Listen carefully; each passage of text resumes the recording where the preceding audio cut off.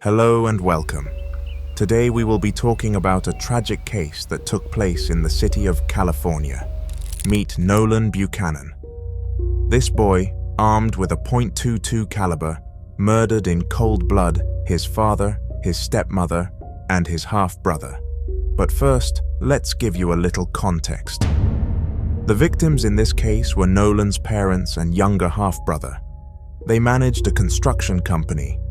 On September 13, 2015, these three individuals were reported missing after an incident at the cabin they lived in while on vacation, located about 50 miles from Sacramento.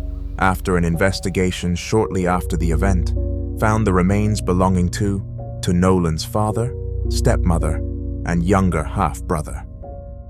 After an agonizing 2 weeks, Nolan was arrested at his school in Benicia, California, by El Dorado County Sheriff John D. Agostini, due to startling evidence found at the scene implicating him as the killer. Nolan was incarcerated at Juvenile Treatment Center, JTC, in South Lake Tahoe until June 13, 2018, at which time the El Dorado County jury, consisting of 7 men and 5 women, took no more than 2 hours to sentence Nolan on 3 counts.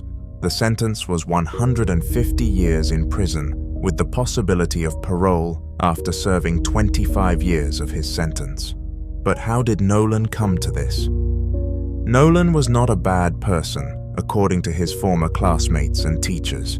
He had a girlfriend with whom he had a happy and healthy relationship, and he even had in his hands a considerable inheritance considering the company of his parents. Maybe the inheritance went to his head. Did he want to get rid of all this?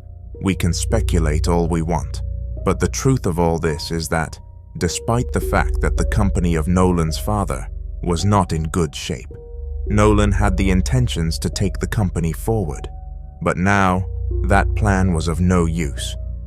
Let's break down this tragic case in detail. Molly, Nolan's stepmother, first met Adam Buchanan, Nolan's father, when she came to apply for a job at his firm as an office manager. By the time they met, Adam was already divorced and raising his son Nolan from a previous marriage on his own. She immediately attracted the attention of the owner of the company, and the interest was mutual.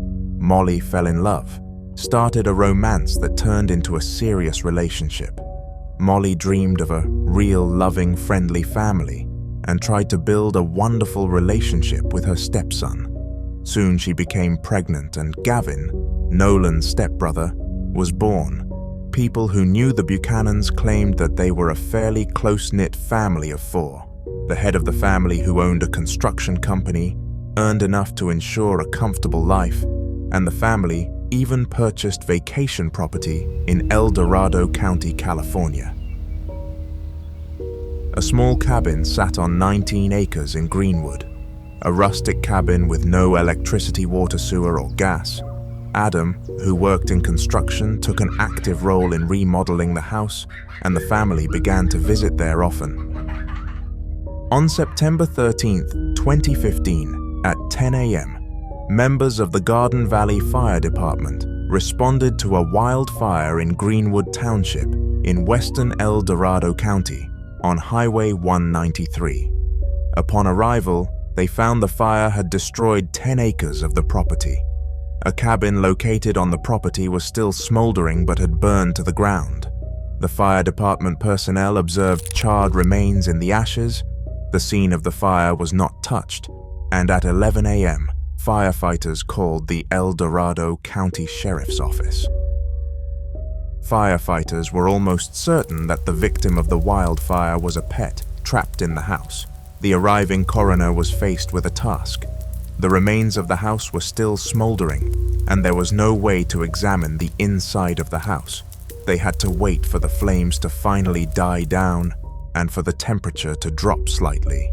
As the coroner examined the house, he smelled the sweet odor of burnt flesh and later discovered a human skull and a burned chest. This tragedy claimed someone's life. Officers from the sheriff's office arrived and conducted a thorough examination of the scene. The conclusion was obvious. The small, secluded, and remote cabin was not the primary residence of its owners. Rather, it was most likely a country cabin where people came to vacation. All leads pointed to Nolan, Adam's son from his first marriage. Officers visited Nolan. When the officers visited Adams at their house, he said the family went to the cabin on a trip and were yet to come back home.